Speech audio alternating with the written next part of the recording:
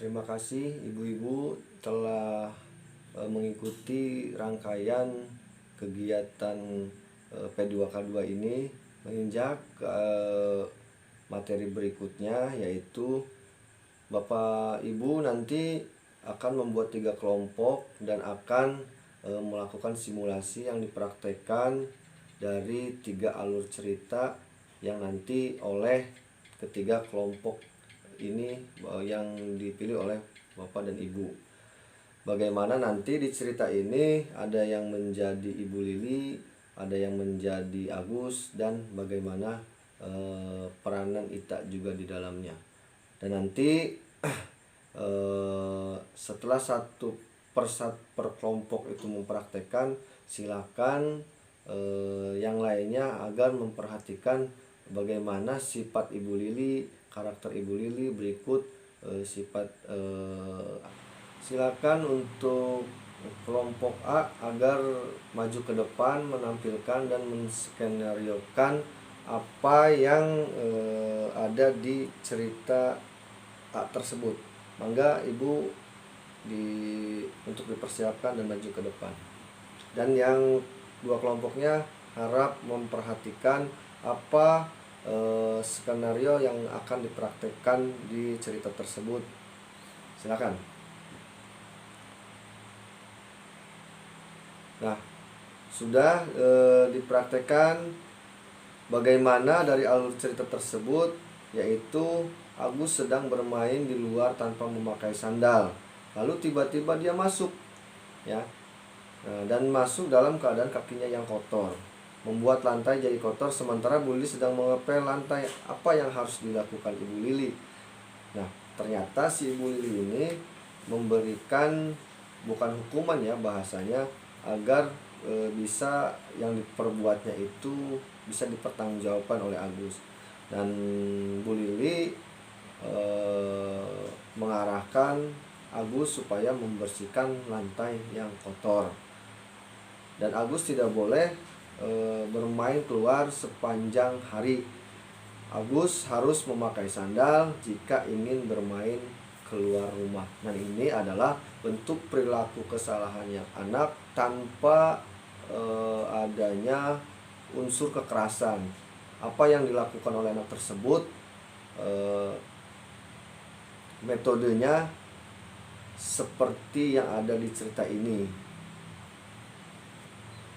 Lanjut, berikutnya dipersilakan untuk kelompok B yang harap tampil ke depan untuk menskenariokan cerita B tersebut.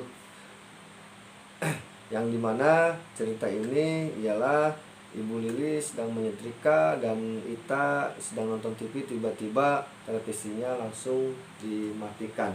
Silakan Ibu kelompok B untuk menskenariokan, maju ke depan.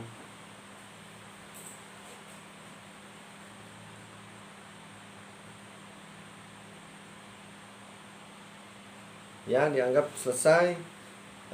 Gimana bagi kelompok yang lain yang telah menyimak dengan cerita yang tadi dipraktekkan, apa sikap Ibu Lili di sana?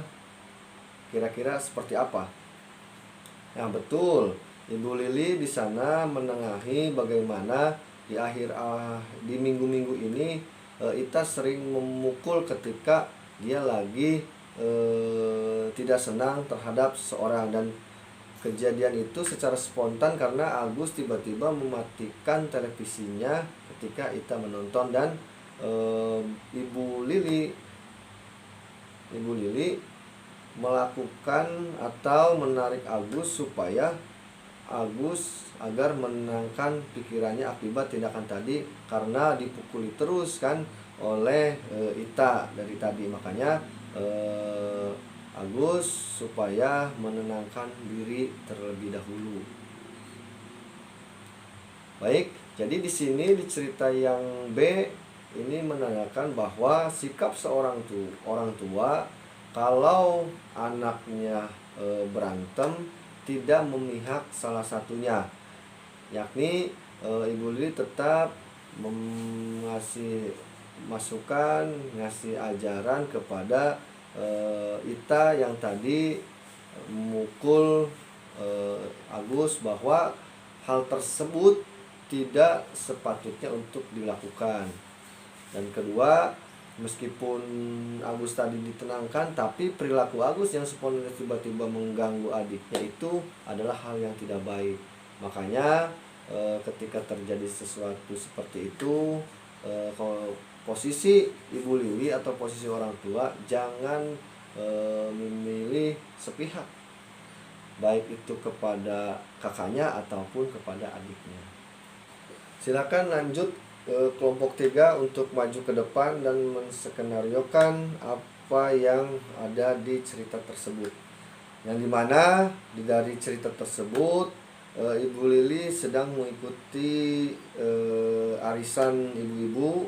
Kemudian tiba-tiba Ita dan Agus merengek meminta uang jajan, padahal keduanya sudah sepakat bahwa minggu-minggu ini mereka tidak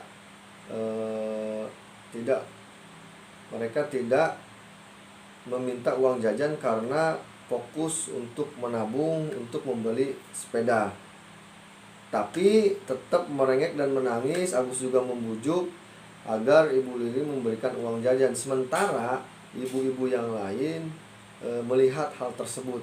Nah, nanti kita praktekkan. Silakan untuk maju ke depan dan mempraktekannya.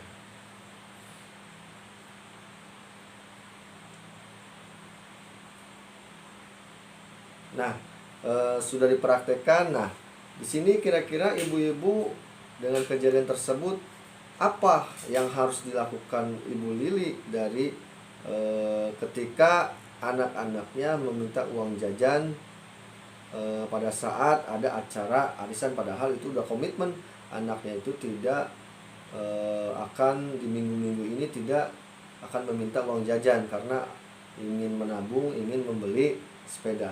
Gimana Bu tanggapannya?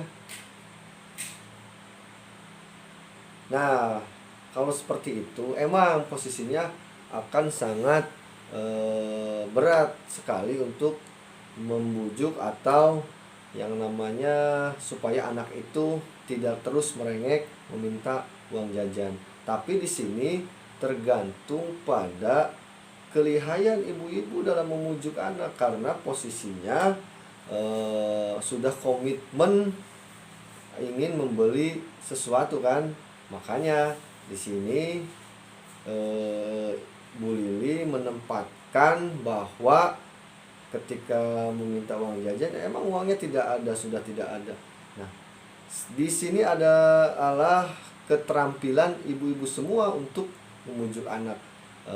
Entah itu mengajaknya keluar sebentar, entah itu mengajak melihat hal-hal yang baru, ataupun di sini ibu-ibu cepat untuk mengajak anaknya agar pulang lebih cepat. Ini tergantung pada teknik ibu-ibu semua, karena yakin ibu-ibu yang lain juga akan bisa memaklumi hal itu. Gimana ibu-ibu sudah melihat buku pintarnya, sudah melihat gambarnya, alurnya, ceritanya seperti apa? Gimana tanggapannya kira-kira terkait simulasi gambar tersebut? Nah, emang Bu, untuk jadi orang tua itu peranannya itu sangat besar. Mudah tapi susah. Tapi di sana ketika kita menghadapi anak, baik itu usia yang masih balita, usianya masih SD, usianya yang sudah remaja, itu beda-beda lagi Bu. Jadi kita jangan sampai kita samakan metode pembelajarannya, metode penyampaiannya. Mendidik anak itu berbeda-beda. Anak balita dengan anak SD pasti pola pikirnya akan berbeda. Anak SD dengan anak yang sudah remaja atau SMA itu pasti berbeda. Makanya perlu adanya komitmen bersama, baik itu antara ibu, ayah, beserta anak. Ketika posisinya melakukan hal yang tidak baik, nah kita berikan contohnya, berikan pembelajarannya seperti apa supaya anak itu ketika melakukan hal-hal yang spontanitas menurut karakternya ataupun itu perilaku yang tidak baik, ini dapat dimengerti oleh anak bahwa hal tersebut itu tidak baik, maka nanti hasilnya atau dipertanggungjawabkannya harus seperti ini, harus seperti ini, dan itu harus dipraktekkan juga. Jadi jangan sampai kita sebagai orang tua ketika anak itu salah langsung diselesaikan di situ, tidak. Jadi ada beberapa cara yang harus kita lakukan sebagai orang tua. Nah, di contoh cerita itu ternyata ada kan cara-caranya, yaitu dengan berkomitmen bersama-sama.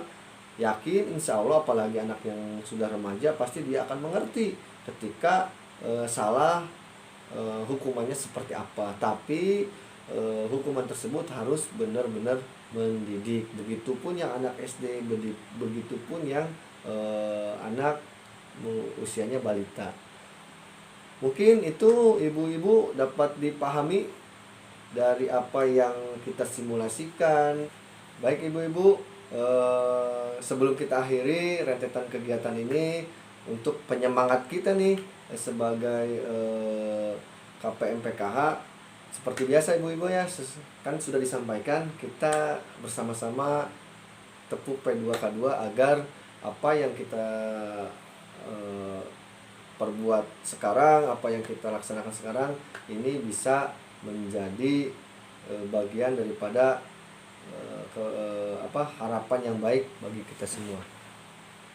Baik ibu-ibu, kita mulai ya. Tepuk P2K2. Pertemuan peningkatan kemampuan keluarga. Nah, terima kasih saya ucapkan kepada ibu-ibu semua.